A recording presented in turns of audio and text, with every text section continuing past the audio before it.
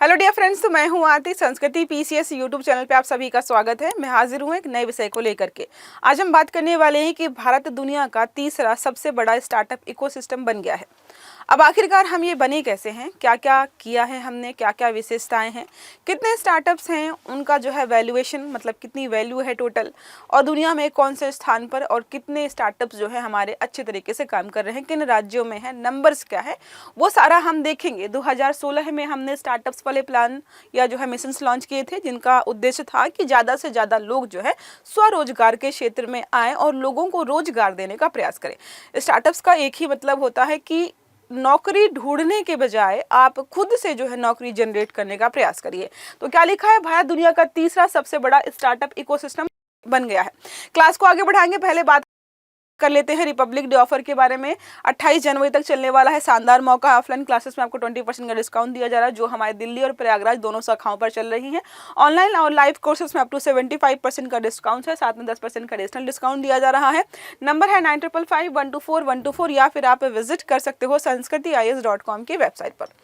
Topic हमारा यहाँ पर है कि प्रधानमंत्री नरेंद्र मोदी जी ने जनवरी 2026 में बोला है कि भाई अपना जो मन की बात करते हैं ना, तो उसका 130वां एपिसोड चल रहा था, जहाँ पर उन्होंने बताया कि अब भारत जो है दुनिया का तीसरा सबसे बड़ा स्टार्टअप इकोसिस्टम बनकर तैयार हो गया है। अमेरिका और चीन के बाद हम तीसरे नंबर पर आ रहे हैं। स्टार्टअप इंडिया इनिशिएटिव जो जनवरी 2016 में स्टार्ट किया गया था, 10 वर्ष पूरे हो चुके हैं और 10 वर्षों में हमने अच्छा खासा जो है एक तरीके से प्रोग्रेस किया है।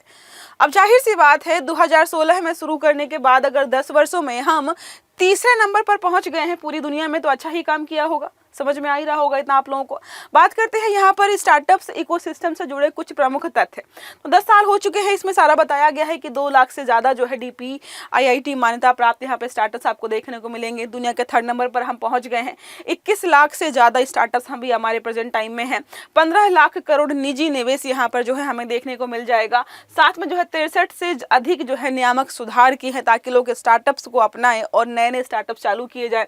48% से ज़्यादा DP IIT मान्यता जो है प्राप्त स्टार्टअप्स जो है Tier 2 और Tier 3 शहरों में आपको देखने को मिल जाएंगे। Tier 2 Tier 3 शहर क्या होते हैं? Tier 1 होता है, Tier 2 होता है और Tier 3 होता है। Tier 1 मतलब होता है बहुत बड़े बड़े शहर जहाँ पे ऑलरेडी सारी चीज़ें विकसित हो चुकी हैं। Tier 2 शहरों में आपका आ जाएगा जैसे नोएडा हो गया, जो छोटे छोटे शहर हैं यहाँ पे थोड़ा थोड़ा विकास हो रहा है। Tier 3 में वहाँ पर बिल्कुल ऐसे जो है गाँव और ग्रामीण इलाके आ जाते हैं। ठीक है, यहाँ पे बात की गई है 80% स्टार्टअप जो है यहाँ पे बढ़िया तरीके से काम कर रहे हैं, ये सारा इन्होंने बताया है। अब बात कर लेते हैं यहाँ पर स्टार्टअप्स की संख्या क्या है। 2016 में 500 से भी कम स्टार्टअप्स हमारे पास थे। 2026 में हम बात करते हैं तो 2 लाख से ज़्यादा स्टार्टअप्स हमारे पास हैं। सरकारी मान्यता प्राप्त स्टार्टअप्स की बात कर रहे हैं, फालतू स्टार्टअप्स को हमने काउंट भी नहीं किया है। 10 वर्षों में इसे अभूतपूर्व वृद्धि देख सकते हैं।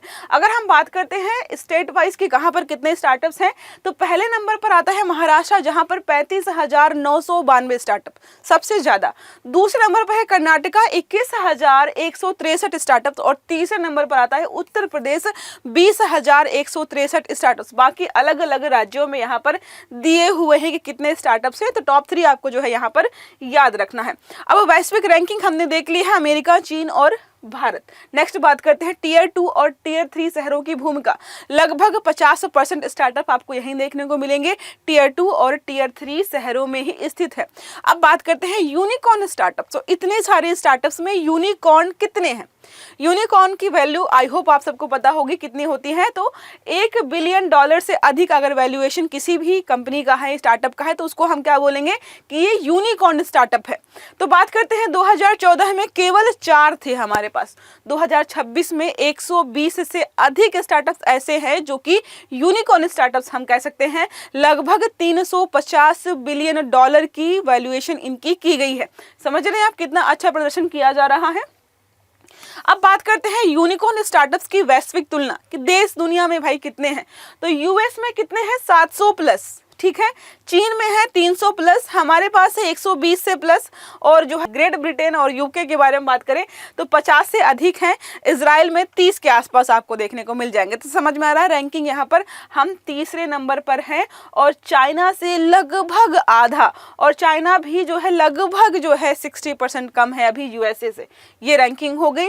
अब बात करते हैं किन क्षेत्रों में भारत के स्टार्टअप्स आगे हैं। स्टार्टअप्स मतलब किए हैं इन्होंने, कौन क्षेत्रों में काम करे, वही जो समय की मांग है, कृत्रिम बुद्धिमत्ता हो गया, जैव प्रौद्योगिकी हो गया, अंतरिक्ष जो है स्पेस टेक हो गया, हरित ऊर्जा, हरित हाइड्रोजन है, सेमीकंडक्टर्स, मोबिलिटी सॉल्यूशंस और परमाणु ऊर्जा, जिनकी जरूरत है इस समय, उन्हीं क्षेत्रों में हम काम कर रहे हैं।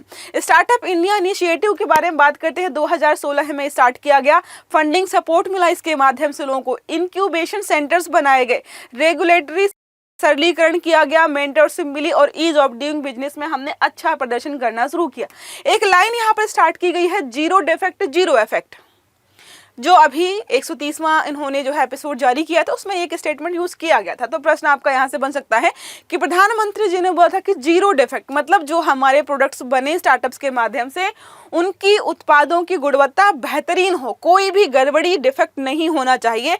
दूसरा, जीरो इफेक्ट का मतलब होता है हमें ऐसे प्रोडक्ट बनाने हैं जिनका पर्यावरणीय प्रभाव नकारात्मक बिल्कुल भी नहीं होना चाहिए, तो पर्यावरण पर न्यूनतम प्रभाव, इसी को हम बोलते हैं जीरो डिफेक्ट और जीरो इफेक्ट। नेक्स्ट हमारा है वैश्विक संदर्भ।